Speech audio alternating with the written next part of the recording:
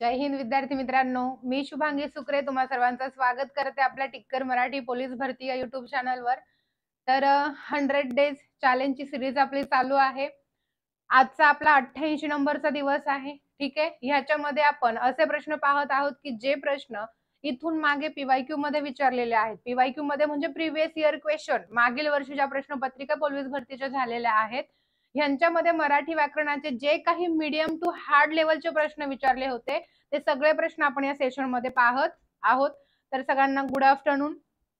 पटापट सगळ्यांनी जॉईन व्हायचे आणि आपलं जे काही सेशन चालू आहे याची लिंक तुमच्या मित्रमैत्रिणींपर्यंत शेअर करायची आहे। चलो, सगळ्यांना गुड आफ्टरनून माझ्याकडून। गुड आफ्टरनून सर्वांना। मराठी नवीन वर्षाच्या सर्वांना खूप खूप शुभेच्छा। चला, सुट्टी असूनही तुमच्यासाठी आपण सुट्टी घेतलेली नाहीये। 100 डेज चॅलेंज चालू आहे, त्याच्यामुळे आपण तुमच्यासाठी 100 डेजचं लेक्चर ठेवलेलं आहे पाहण्यासाठी। तर प्रत्येकाने व्यवस्थित पाहायचं आहे। सगळ्यांना गुड आफ्टरनून। चलो, पटापट जॉईन व्हायचंय, लेक्चरची लिंक शेअर करायची आहे। गेल्या वर्षीचा रिझल्ट आहे आपला 260 प्लस विद्यार्थी मित्रांचा। या वर्षीही असाच रिझल्ट लागणार आहे। यामध्ये तुमचं नाव हवंय असं जर तुम्हाला वाटत असेल तर टिक्कर मराठीला फॉलो करायचं आहे। काही अडेल नडेल ते सगळं विचारायचे अभ्यासाच्या बाबतीमध्ये। चलो, 88 नंबरच्या सेशन मधला मीडियम टू हार्ड लेवलच्या प्रश्नामधला आजचा आपला पहिला प्रश्न, खालील विधानांतील काय ओळखायचं आपल्याला? खालील विधानांतील योग्य उत्तर शोधायचंय। आपले भाषा शिक्षण विविध कौशल्यांवर सुरू असते, मग त्या कौशल्यांच्या पायऱ्या कोणत्या आहेत? ऐकणे, बोलणे, वाचणे, फिरणे। अ ब ड ड, ब क ड, अ ब क। भाषा विषयक कौशल्यांच्या पायऱ्या किती आहेत हे जर तुम्हाला आधी समजलं तरच तुम्हाला ओळखता येईल की कोणतं उत्तर बरोबर आहे, कोणता पर्याय चुकीचा आहे तो। ठीक आहे, ओळखा बरं। सोपं आहे ना? सगळ्यांना गुड आफ्टरनून। जे आलेले आहेत लेक्चर शेअर करायचे आणि आवडते म्हणजे लाईक तर करायलाच पाहिजे। आवडत नाही असं तर कोणी म्हणूच शकत नाही, बरोबर आहे ना? कारण तेवढ्या चांगल्या पद्धतीने शिकवते मी। ठीक आहे, भाषा कौशल्यांच्या किती पायऱ्या आहेत? तर भाषा कौशल्यांच्या 5 पायऱ्या आहेत। कोणत्या कोणत्या 5 पायऱ्या आहेत? सगळ्यात पहिले आहे ऐकणे, श्रवण, बोलणे, वाचणे, लिहिणे आणि आकलन करणे। ठीक आहे, वाचणे, ऐकणे, बोलणे, वाचणे, लिहिणे आणि आकलन करणे या 5 भाषाविषयक कौशल्यांच्या पायऱ्या आहेत। यातल्या ऐकणे दिले, बोलणे दिले, वाचणे दिलेले आहे, फिरणे नाहीये। म्हणजे काय ओळखायचं? योग्य उत्तर ओळखायचे। म्हणजे अ ब क योग्य आहे। अ ब क योग्य म्हणजे पर्याय चौथा योग्य। व्यवस्थित सगळं स्पष्टीकरण भेटत आहे ना? भेटत आहे। चलो, पुढचा प्रश्न, उभयान्वयी अव्ययाचा प्रकार ओळखा। उभयान्वयी अव्ययाचा प्रकार आपल्याला ओळखायचा आहे। विजा चमकू लागल्या पहिलं वाक्य, पावसाला सुरुवात झाली दुसरं वाक्य, जोडले आणि या अविकारी शब्दाने। काय आहे हे? विकल्प बोधक, समुच्चय बोधक, न्यूनत्व बोधक, परिणाम बोधक। विजा चमकू लागल्या आणि पावसाला सुरुवात झाली, दोन वाक्य जोडलेली आहेत आणि या अविकारी शब्दाने। आणि व अन आणखी शिवाय नी यासारख्या अविकारी शब्दांनी जर दोन वाक्य किंवा दोन शब्द जोडली तर त्याला आपण काय म्हणतो? त्याला आपण समुच्चय बोधक प्रधानत्व सूचक उभयान्वयी अव्यय असं म्हणतो। पर्याय दुसरा योग्य। समजते प्रत्येकाला व्यवस्थित? जे नवीन असतील त्यांच्यासाठी अगदी बेसिक पासून प्रत्येक प्रश्न सांगत आहे मी। जे जुने आहेत त्यांची रिव्हिजन चांगल्या पद्धतीने होतीये। विकल्प बोधक, दोन वाक्य जोडतोय पण दोन्ही एकमेकांसाठी पर्याय असतात, एका वेळी एकच क्रिया घडणार दोन्हींपैकी। ठीक आहे, किंवा वा, अगर, अथवा यासारखे शब्द याच्यामध्ये येतात। न्यूनत्व म्हणजे कमीपणा, एका वाक्यातून समाधानकारक गोष्ट घडली असा बोध होतो, पण दुसरं वाक्य वाचल्यावर लगेच आपल्याला कळतं की असं घडलेलंच नाहीये, आनंदावर विरजण पडलंय। ठीक आहे, याच्यामध्ये पण, परी, परंतु, बाकी यासारखे शब्द येतात। परिणाम बोधक म्हणजे पहिल्या वाक्याचा परिणाम दुसऱ्या वाक्यामध्ये झालेला दिसतो, याच्यामध्ये म्हणून की यासारखे शब्द येतात। आपल्याला आणि विचारला होता म्हणून पर्याय दुसरा योग्य। पुढचा प्रश्न, बिन, बिन आहे इथे हा। बिन भाड्याचे घर कशास म्हटलं जातं? अलंकारामध्ये पण आहे की तो सध्या बिनभाड्याच्या खोलीत राहत आहे। अलंकार ओळखा। माहिती आहे अलंकाराचं नाव? माहित असेल कमेंट बॉक्स मध्ये टाकायचं आहे। चलो, शाळा, स्वतःचं घर, तुरुंग, सरकारी निवासस्थान. म्हणजे एखादी गोष्ट डायरेक्ट न सांगता इनडायरेक्टली आडेवेडे घेत सांगणं किंवा त्याला पर्याय उपलब्ध करून देणं. बिनभाड्याचे घर म्हणजे काय? तर बिनभाड्याचे घर म्हणजे तुरुंग. पर्याय तिसरा. किंवा तो सध्या सरकारचा पाहुणचार घेत आहे, असंही अलंकारामध्ये विचारलं जातं. तर सगळ्यांना माहित असायला पाहिजे. चलो, खालील पर्यायी उत्तरांतून पररूप संधी ओळखा. पररूप संधी ओळखायची. सदाचार, जगदीश, करून, काहीसा. पररूप संधी म्हणजे मराठीतील विशेष संधी दोनच आहेत, पूर्वरूप स्वर संधी, पररूप स्वर संधी. पूर्वरूप मध्ये पहिलं पद घेतलं जातं आणि पररूप मध्ये दुसरं पद घेतलं जातं. बघा, दोन सांगते तुम्हाला की जेव्हा संधियुक्त शब्द बनत असतो दोन शब्द एकत्रित येतात, राईट. मग पररूप स्वर संधीमध्ये जेव्हा या दोघांपासून एक शब्द बनतो त्या शब्दामध्ये दुसरं पद घेतलं जातं आणि पहिल्या पदाचा लोप पावला जातो. तर असं पद कोणतं आहे? जगत अधिक ईश, जगदीश. तथ द, सताधिकाचार, सदाचार. तथ द, तृतीय व्यंजन संधी. करून जर विग्रह घेतला आपण, कर अधिक ऊन, लगेच कळून जाईल तुम्हाला. काय कळतंय रे इथं? अ अधिक ऊ, आणि जेव्हा करून मूळ शब्द बनला, कर घेतलाय, ऊन घेतलाय, यातला अ घेतलेला नाहीये म्हणजे पहिल्या पदाचा लोप पावला, इथंच उत्तर निघालं. बरं, इथं काय येईल बरं? काही अधिक असा, काहीसा. काही जसा जसा घेतलाय म्हणजे यातला ई घेतलेला आहे. ठीक आहे, इथं ई आहे, इथं अ आहे, ई घेतलाय, अ घेतलाय का नाही, काहीसा म्हणजे या अ चा लोप पावलाय, ही झाली पूर्वरूप स्वरसंधी. ही काय झाली? पूर्वरूप स्वरसंधी झाली. एकदम ओळखायला एकदमच इझी आहे. पहिल्या पदाचा लोप जिथं पावला जातो पररूप आणि पहिलं पद घेतलं जातं म्हणजे पूर्वरूप. येतंय लक्षात? आहे की नाही सोपं? संधीचं माहितीये दोन गटात वर्गीकरण केलं जातं. संस्कृत संधी, मराठीतील विशेष संधी. संस्कृत संधी म्हणजे आपली स्वर संधी, व्यंजन संधी, विसर्ग संधी, आणि दुसऱ्या गटामध्ये जे येतात मराठीतील विशेष संधी, त्याच्यामध्ये दोनच प्रकार, पूर्वरूप आणि पररूप. ट्रिक नुसार सांगितलेलं आहे. समजले प्रत्येकाला? सेशन शेअर करायचं आहे प्रत्येकाने. उत्तर कोणतं योग्य आहे आपल्या इथे? पर्याय तिसरा योग्य.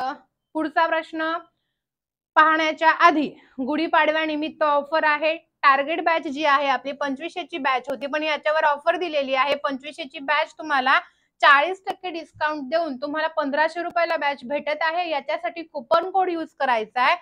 कॅपिटल मध्ये PADWA पाडवा यूज करायचा आहे. ठीक आहे. ही ऑफर फक्त 12 एप्रिल पर्यंतच मर्यादित आहे. 13 तारखेला बॅच घ्यायला गेलात 2500 रुपयाला भेटेल, 12 पर्यंत घ्यायला गेलात 1500. बघा, जे विद्यार्थी मित्र ही बॅच घेतील टार्गेट बॅच, त्या सगळ्यांना आपली टिक्कर मराठीची सगळी पुस्तकं अगदी फ्री भेटणार आहे, फ्री ऑफ कॉस्ट भेटणार आहेत ई बुक स्वरूपात.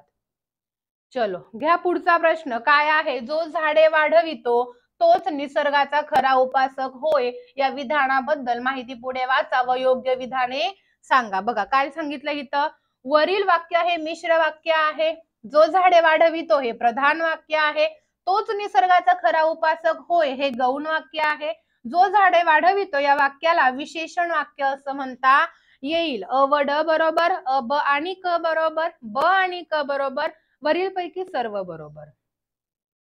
आता मी तुम्हाला प्रधान वाक्य आणि गौण वाक्य यांतला फरक कसा ओळखायचा, यांचा फरक कसा ओळखायचा याची ट्रिक युट्यूबला सांगितलेली आहे, किंवा याच्यावर ट्रिकचा व्हिडिओ मी युट्यूबवर बनवलेला आहे. ज्याने पाहायला नसेल पाहून घ्यायचा आहे. प्रधान वाक्य व गौण वाक्य कसं ओळखायचं. फायनल क्रिया इथं सांगून टाकते मी. फायनल क्रिया जी घडते ते असतं प्रधान वाक्य. फायनल क्रिया कोणती आहे इथं? जी क्रिया शेवटी घडते. बरं, जी क्रिया शेवटी लिहिलेली आहे तीच फायनल असते असं प्रत्येक वेळी गरजेचं नाही. जो झाडे वाढवितो तोच निसर्गाचा खरा उपासक होय, म्हणजे निसर्गाचा खरा उपासक होय हे झालं प्रधान वाक्य. निसर्गाचा खरा उपासक इथं दिलंय गौण वाक्य, आणि झाडं वाढवितो प्रधान दिले त्याच्यामुळे हे पण चूक आहे. ब का चूक आहे? मिश्र वाक्य आहे का? आहे. जो तो आहे म्हणजे हे काय रे? विशेषण वाक्य. गौण वाक्यांच्या प्रकारामध्ये आपण हे शिकलेलो आहेत बॅच मध्ये. ठीक आहे. जो तो, जर तर, जेव्हा तेव्हा हे सगळे जे काही आहेत किंवा या क्रियाविशेषणांच्या ज्या जोड्या आहेत यांनी जोडलेलं वाक्य नेहमी मिश्र वाक्य असतं. अ बरोबर, जो झाडे वाढवितो या वाक्याला विशेषण वाक्य म्हणता येईल. बरं, बघा बरं, निसर्गाचा खरा उपासक कोण यांच्याबद्दल विशेष माहिती, म्हणजे हे झालं विशेषण. म्हणजे जो झाडे वाढवितो हे झालं का विशेषण? झालं. म्हणजे अ व ड बरोबर, पर्याय एकच आपला बरोबर आहे. यांच्यामध्ये कन्फ्यूज व्हायचं नाही. प्रधान वाक्य आणि गौण वाक्य व्यवस्थित ओळखायला तुम्हाला शिकायचं आहे. समजलं प्रत्येकाला? चला आता जाऊयात पुढे. तुम्हाला एवढे कर्ण कर्कश संगीत ऐकवते तरी कसे? या वाक्यातील ऐकवते या क्रियापदाचा प्रकार ओळखा. ऐकवते काय आहे? शक्य क्रियापद, प्रयोजक क्रियापद, सिद्ध क्रियापद, साधित क्रियापद. ऐकवते म्हणजे ऐकू शकतात. ऐकवते तरी कसे म्हणजे ऐकू शकत नाहीत. म्हणजे हे काय आहे वाक्य? अकरणरूपी आहे. तुम्हाला ऑलरेडी मी आधी सांगितले खूप वेळा की वाक्य करणरूपी असू देत किंवा अकरणरूपी असू देत, म्हणजे वाक्य होकारार्थी असू देत किंवा नकारार्थी असू देत, त्याच्यामध्ये जर शक्यतेचा बोध झाला तर ते वाक्य शक्य क्रियापदामध्ये येतं. शक्यता आहे ना, ऐकू शकत नाही, शकत शब्द आला, शक्य क्रियापद नेहमी लक्षात ठेवायचंय. पर्याय पहिला योग्य. बरं, जे चालू सेशन आहे हे ज्यांना ज्यांना आवडते त्यांनी प्लीज एकदा लाईक बटनावर क्लिक करा बरं. चला पुढील पैकी अंशाभ्यस्त शब्द ओळखा. अंशाभ्यस्त शब्द साधित शब्दांचा जो काही प्रकार आहे त्याच्यातला एक प्रकार आहे अभ्यस्त. अभ्यस्ताचे प्रकार अंशाभ्यस्त, पूर्णाभ्यस्त, अनुकरणवाचक. त्यातला पहिला प्रकार अंशाभ्यस्त. अंशाभ्यस्त म्हणजेच काय? तर एका शब्दाची पुनरावृत्ती होताना त्याच्यामध्ये अंशात्मक बदल होतो आणि मग पुनरावृत्ती होते. असा कोणता शब्द आहे? धर धर, लाले लाल, कडकड, लाडी गोडी. ठीक आहे, लाडी गोडी म्हणजे अंशात्मक बदल झालेला आहे. पर्याय कोणता? बाकी सगळे पूर्णाभ्यस्त आहेत. जसा तसा शब्द पुढे रिपीट झालाय. पर्याय कोणता योग्य आहे इथे? पर्याय दुसरा योग्य. पुढचा प्रश्न, किंकर या शब्दास खालीलपैकी कोणता समानार्थी शब्द आहे? किंकर म्हणजे काय? मजूर, दास, मालक, शासक. किंकर, किंकर कोणाला म्हणतात? आता खूप महत्वाचं आहे. द्या बरं उत्तर. आता तुम्ही म्हणाल मॅडम तुम्ही एकटेच प्रश्न सांगताय, तुम्ही एकटेच उत्तर देतायत. द्या तुम्ही उत्तर आता बघू. खूप वेळ झालाय आपला. किंकर म्हणजेच काय? किंकर म्हणजे दास. ठीक आहे, किंकर म्हणजे दास म्हणतात, चाकर पण म्हणतात त्याला, सेवक पण म्हटलं जातं. पर्याय तिसराच योग्य. पुढचा प्रश्न पाहण्याच्या आधी टिक्कर मराठीचा ठोकळा आतापर्यंत तुम्ही ई बुक स्वरूपात 99 रुपयाला विकत घेत होता, पण आता तुम्हाला घरपोच डिलिव्हरी भेटतीये 375 रुपयाला. आपला ठोकळा मार्केटमध्ये आलेला आहे. प्राइस 315 आहे, पण शिपिंग चार्जेस पकडून 375 रुपयाला तुम्हाला हा ठोकळा घरपोच भेटतो हातामध्ये. कुठेही मार्केटमध्ये विकत घ्यायची गरज नाही किंवा मार्केटमध्ये भटकायची गरज नाहीये. ठीक आहे, कसा परचेस करायचा हा ठोकळा? घरपोच डिलिव्हरी येण्यासाठी ठोकळा कसा घ्यायचा? तर आपली टिक्कर मराठी ऍप आहे, ऍप मध्ये जायचं आहे. होम पेज वर तुम्हाला स्टोर म्हणून एक ऑप्शन दिसेल. स्टोर वर क्लिक केल्याच्या नंतर तुमच्या समोर अशा पद्धतीने पेज ओपन होईल. पोलीस भरती 2024 बाय नाव ठोकळा. बाय नाव वर क्लिक करायचे. तुमच्या समोर सगळ्या प्राइस येतील. शिपिंग चार्जेस असेल, मूळ प्राइस असेल, टोटल प्राइस 375 रुपये. प्लेस ऑर्डर वर क्लिक केल्याच्या नंतर खूप महत्वाचं पेज तुमच्या समोर ओपन होणार आहे. हे पेज जर तुम्ही व्यवस्थित माहिती फिल केली तर आणि तरच अगदी व्यवस्थितरित्या कुठलाही अडथळा मध्ये न येता हे पुस्तक तुमच्या घरी तुम्हाला भेटेल. त्यासाठी तुमचं name, phone number, address, post office, city, landmark आणि स्टेट या गोष्टी अगदी व्यवस्थित क्लिअर कट टाईप करायच्या आहेत. त्याच्यानंतर सबमिट वर क्लिक करायचंय. मग पुढे जे काही पेमेंट ऑप्शन वगैरे असेल ते करायचं आहे. 375 रुपयाला ठोकळा तुम्हाला घरी भेटते. ठोकळ्यामध्ये सगळे विषय आहेत, टॉपिक वाईज आहेत ते पण. ठीक आहे, 750 पानांचा म्हणजे 765 पानांचा ठोकळा आहे आपला. चलो, ज्यांना पाहिजे खूप महत्वाचा आहे रिव्हिजन साठी. पुढचा प्रश्न, पुढील वाक्प्रचारांची चुकीची जोडी शोधा. चुकीची जोडी शोधायची आपल्याला.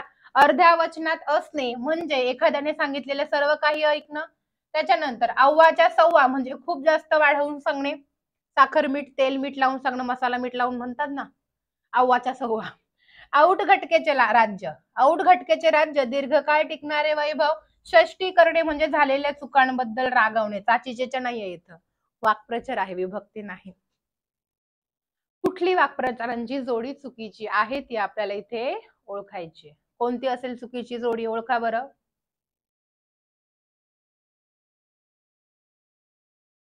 औट घटकेचे राज्य म्हणजे अल्प कालावधीसाठी टिकणारे राज्य, अल्प काळ टिकणारे राज्य. पण इथं दिले दीर्घ काळ, त्याच्यामुळे पर्याय कोणता योग्य? चुकीची जोडी पर्याय 3 मधील, म्हणून बरोबर उत्तराचा क्रमांक ऑप्शन 3. पुढील शब्दांपैकी रान या शब्दाचा समानार्थ नसलेला शब्द सांगा. समानार्थी शब्द नाही असा कोणता शब्द आहे? रानचा समानार्थी शब्द नाहीये. वल्लरी, वन, विपिन, कानन. कोणता शब्द रान शब्दाचा समानार्थी नाही? तर वल्लरी खूप वेळा विचारलेली आहे. वल्लरी म्हणजे तुम्ही वेल म्हणू शकता किंवा लता म्हणू शकता. रान म्हणजे जंगल असतं आपलं, जंगल, फॉरेस्ट. वल्लरी म्हणजे वेल किंवा लता त्याला म्हणतात. याच्यावर खूप सारे प्रश्न विचारलेत बरं, लक्षात असू द्यात. वल्लरी, त्याच्यामुळे पर्याय कोणता योग्य आहे आपला? पर्याय पहिलाच योग्य. पुढचा प्रश्न, मराठीमध्ये स्पर्श व्यंजने एकंदर किती आहेत? प्रश्न पाहताय तुम्ही, मीडियम टू हार्ड आहेत, एकदम हार्ड नाहीयेत. मीडियम म्हणजे ज्याची उत्तर तुम्हाला माहिती आहेत. माहिती आहेत म्हणजे असे चुटकी सरशी सोडवू शकता असे सुद्धा प्रश्न याच्यामध्ये आपण घेतलेत. शेअर करा प्रत्येकाने सेशन. टिकून राहायचं, एका ठिकाणी जर तुम्ही टिकून राहिला, असं नाही 5 मिनिटं या चॅनलवर बघणार, 5 मिनिटं अरे बापरे तिकडे चालू झालं लेक्चर, जा तुम्ही तिकडे, असं करून कुठंच नीट भेटणार नाही तुम्हाला. लक्षात घ्या, एका ठिकाणी टिकायचं व्यवस्थित, आणि तुम्हाला कळतं तुम्हाला कुठे टिकायचं, कुठे क्वालिटी भेटतीये. हा, स्पर्श व्यंजन किती आहेत? कचट तप हा गट. एकूण किती आहेत? तर एकूण 25 स्पर्श व्यंजन आहेत. क पासून तर म पर्यंत किती आहेत? 25 आहेत. पर्याय दुसरा योग्य. सेशन आवडत असेल, चालू सेशनला लाईक करायचंय. सौजन्य झाला याच्या आधी आपला. विरुद्धार्थाचा शब्द कोणता? सौजन्य भलेपणा, असभ्यता, तद्भव, सामासिक. सौजन्याला विरुद्धार्थी. सौजन्य म्हणजेच काय रे? एकदम प्रामाणिक व्यक्ती, साधा सरळ वागणारा व्यक्ती, सभ्य वर्तणूक असणारा. त्याच्याच विरुद्धार्थी काय येईल मग? असभ्यता. सौजन्याला विरुद्धार्थी असभ्य वर्तणूक असणारा, असभ्यतेचे वर्तन. पर्याय दुसरा योग्य. पुढचा प्रश्न पाहण्याच्या आधी, मार्च 2024 चालू घडामोडीचं मॅगझिन आपलं रेडी आहे, फक्त 20 रुपयाला. एक अख्खा महिना याच्यामध्ये तुमचा क्लिअर होतो. ज्यांना पाहिजे ऑफिस नंबरवर कॉल करायचा आहे. पुढचा प्रश्न, संस्कृत मधून अनेक साधित शब्द मराठीत आले आहेत, त्यांना डॅश डॅश अशी संज्ञा आहे. प्रश्न नॉर्मल आहे, पण वेगळ्या पद्धतीने फ्रेम केलाय, त्याच्यामुळे आपल्याला असं वाटतंय की आपण पहिल्यांदाच हा प्रश्न ऐकतोय. पण असं आहे का? असं नाहीये. का? कारण प्रश्न काय? संस्कृत मधून बदल करून घेण्यात आलेले शब्द त्यांना आपण काय म्हणतो? त्यांना आपण तद्भव शब्द म्हणतो. जसेच्या तसे जर घेतले तर त्यांना आपण काय म्हणणार? तत्सम म्हणणार. बदल करून घेतलेले तद्भव. पर्याय तिसरा योग्य. पुढचा प्रश्न, तर, जरी, म्हणजे, की, तरी या उभयान्वयी अव्ययांचा प्रकार कोणता? स्वरूप दर्शक, कारण दर्शक, उद्देश दर्शक, संकेत दर्शक. स्वरूप दर्शक म्हणजे एखाद्या गोष्टीचा खुलासा करतो आपण, ठीक आहे. कारण दर्शक म्हणजे पहिल्या वाक्यात जे घडले त्याचं कारण दुसऱ्या वाक्यामध्ये असतं, हे का घडलं त्याचं कारण दुसऱ्या वाक्यात असतं. उद्देश दर्शक म्हणजे हेतू, हे असं का केलं त्याचा हेतू दुसऱ्या वाक्यामध्ये आपल्याला कळतो. आणि संकेत म्हणजे अट असते त्याच्यामध्ये, भविष्यात घडणाऱ्या क्रिया, असं घडलं तर तसं होईल, मग तसं होण्यासाठी आधी असं घडणं गरजेचं आहे हे सांगितलं जातं संकेत मध्ये. मग संकेत दर्शक मधील जे वाक्य असतात ती दोन वाक्य जोडण्यासाठी आपण कशाचा वापर करतो? जर, तर, जरी, तरी, जेव्हा, तेव्हा, जसं, तसं, की यासारखे शब्द त्याच्यामध्ये वापरतो. मग हे वरती शब्द दिलेले आहेत, हे कशाचे आहेत? आपले संकेत दर्शक, गौणत्व सूचक, उभयान्वयी अव्यय. आणि ह्याने जोडलेलं वाक्य काय असतं? मिश्र वाक्य असतं. पर्याय चौथा योग्य. चलो पुढे, तूप हा, आता शब्दसिद्धी मधला प्रश्न आहे आपला. तूप हा शब्द कोणत्या भाषेपासून मराठीत घेण्यात आलेला आहे? तेलुगू, कन्नड, फारसी, अरबी. तूप कोणता शब्द आहे? कोणत्या भाषेतून घेतलाय आपण वापरायला? आपल्याकडे कानडी, कानडी शब्द आहे हा. आपल्याला वाटतं देशीच असेल आपला स्वतःचा, नाही, कानडी आहे. पर्याय दुसरा योग्य. लक्षात असू देत. कसट तप, बघा आताच सांगितलं मी. हे परंपरागत व्यंजन ध्वनी कोणत्या प्रकारात मोडतात? महाप्राण, अनुनासिके, उष्मे, अल्पप्राण. क च ट त प यांचा गट नाही सांगितला इथे, फक्त पहिली लाईन सांगितलेली आहे. बरोबर.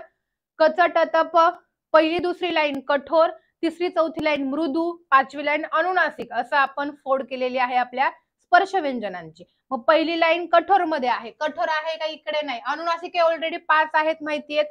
उष्मे 3 आहे, शश असं माहित आहे. आता महाप्राण की अल्पप्राण, तर प ची फोड करताना इंग्लिश मध्ये लिहिताना पी ए लिहितो, ट ची टी ए लिहितो, यांच्यामध्ये एच नाही, म्हणून हे काय झालं रे, अपवाद आहे फक्त च.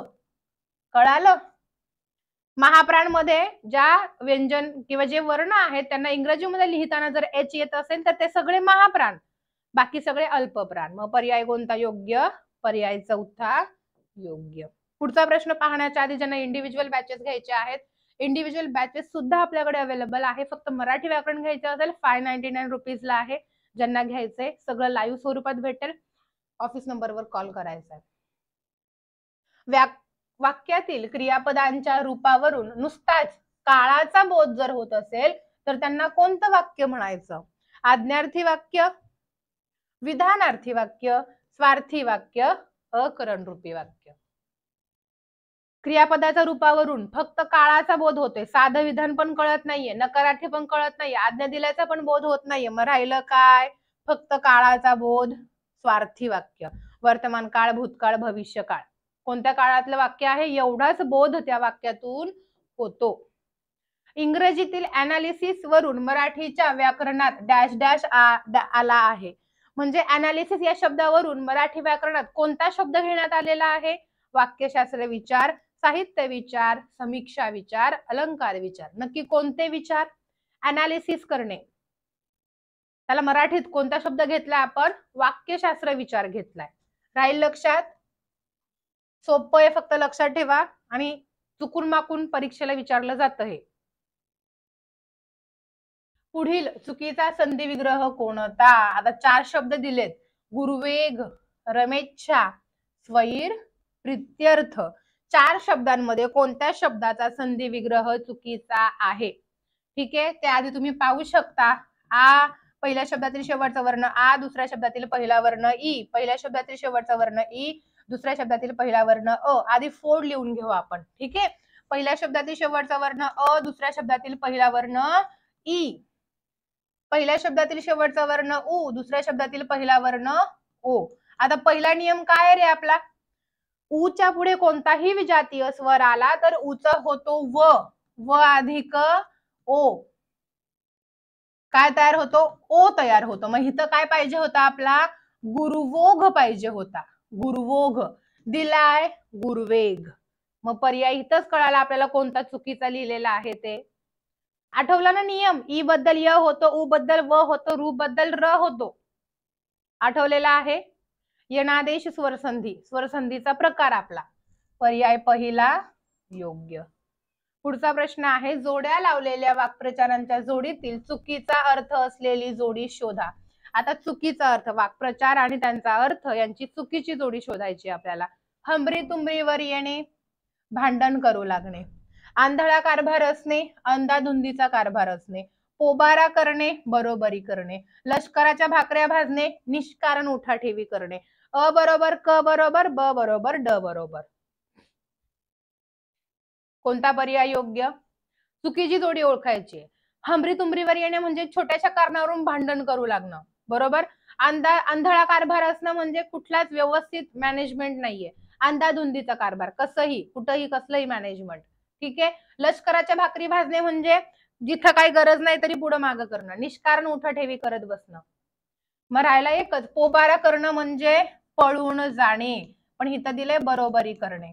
मग पर्याय कोणता योग्य आहे? आपला चुकीची जोडी फक्त क बरोबर, पर्याय दुसरा योग्य. पुढचा प्रश्न चालू करण्याच्या आधी प्रत्येक रविवारी आपण मॅरेथॉन चालू केलेला आहे. तर या रविवारी आपल्या मराठी व्याकरणाचा मॅरेथॉन आहे 14 एप्रिल, ठीक सकाळी 11 वाजता. मराठी व्याकरणाचा मॅरेथॉन आहे, प्रत्येकाने अटेंड करायचंय. प्रत्येक रविवारी एक एक विषय आपला क्लिअर होतो तुमचा. ठीक आहे.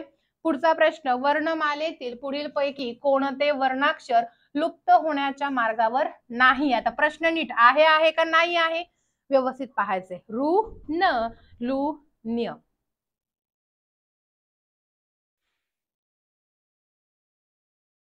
ओळखा बरं.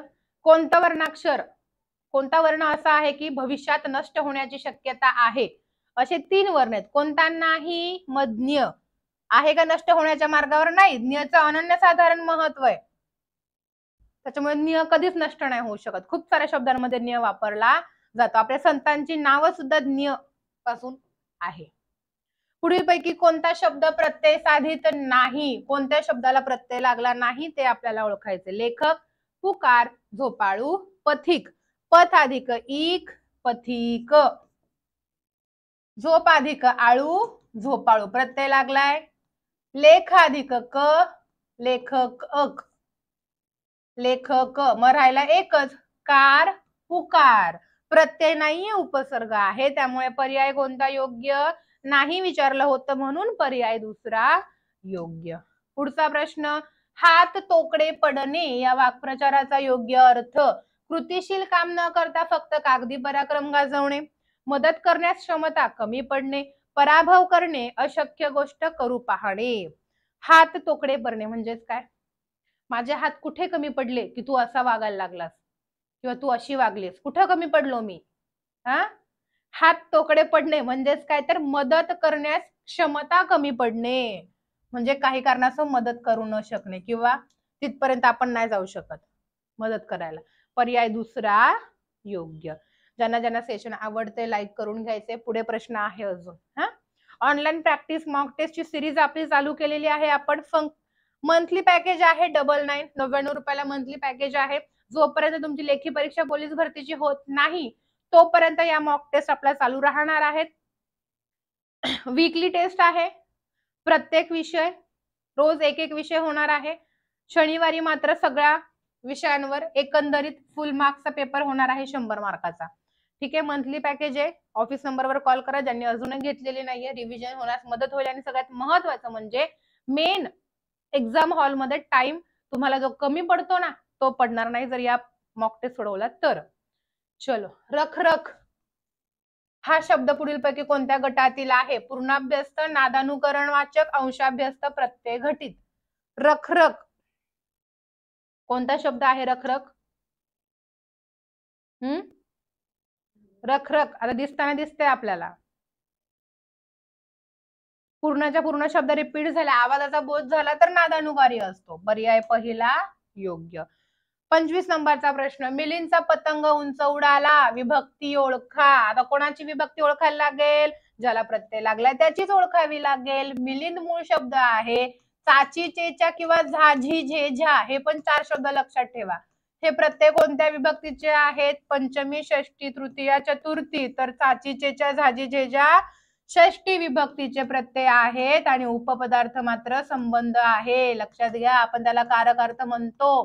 पण जर कधी परीक्षेत विचारलं गेलं एकूण कारक अर्थ, मूळ कारक अर्थ किती किंवा मुख्य कारक अर्थ किती, तर उत्तर देता आलं पाहिजे आपल्याला.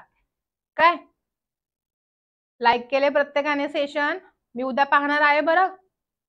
आणि जास्तीत जास्त विद्यार्थी मित्रांपर्यंत शेअर करायचे. तर हे होते आजचे आपले प्रश्न. कसे वाटले ऑफलाईन कमेंट बॉक्स मध्ये नक्की सांगायचं आहे. जवळ येतोय आपण, 100 दिवस पूर्ण होण्याच्या मार्गावर आहेत. सगळ्यांची खूप छान रिव्हिजन होत आहे हे मला दिसतंय. तुम्ही फक्त ते ऑब्झर्व करायचे. ठीक आहे. टिक्कर मराठी ऍप डाउनलोड करा, कारण आपल्या मॉक टेस्ट ज्या चालू आहेत ऍप मध्येच आहे. टिक्कर मराठीचा ठोकळा जर तुम्हाला घरपोच पाहिजे असेल तर त्यासाठी तुम्हाला आधी ऍप मध्ये फॉर्म फिलअप करावा लागतो. 375 रुपयाला घरपोच पुस्तक भेटणार आहे तुम्हाला. ई बुक नाही तर पुस्तक भेटणार आहे तुम्हाला, hard copy. Telegram channel join करायचं आहे. याच्यावर सगळ्या नोटिफिकेशन जे आहे टेलिग्राम चॅनलवर आपण पाठवतो. तर हे होते आजचे आपले प्रश्न. चलो भेटूयात. तोपर्यंत काय करायचंय? लाईक करायचं सगळ्यात पहिलं आणि जास्तीत जास्त विद्यार्थी मित्रांपर्यंत चॅनल शेअर करा किंवा लेक्चर शेअर करा. एकूण एकच आहे. ठीक आहे. फक्त माझं म्हणणं एवढंच आहे की आम्ही एवढं जे पोटतिडकीने तुम्हाला शिकवतोय ते जास्तीत जास्त गरजू विद्यार्थ्यांपर्यंत पोहोचला पाहिजे. ठीक आहे. चलो भेटूयात उद्या. तोपर्यंत असेच आपले नवनवीन व्हिडिओ पाहण्यासाठी टिक्कर मराठी पोलीस भरती या युट्यूब चॅनलला लाईक, शेअर, सबस्क्राईब जरूर करा. नोटिफिकेशन येण्यासाठी बेल आयकॉनवर क्लिक करा. अभ्यास करत राहा. काही अडलं तर बिंदास विचारायचे ऑफिस टायमिंग मध्ये. फाईल सेव्ह करते तुमच्यासाठी जेणेकरून कधीही तुम्हाला क्वेश्चन आन्सर पाहिजे आहे असं म्हटलं तर ऍपमध्ये तुम्हाला भेटून जाईल. ऍपमध्ये या एक्सपोर्ट केलेल्या फाईल आपण पाठवतो. चलो, जय हिंद.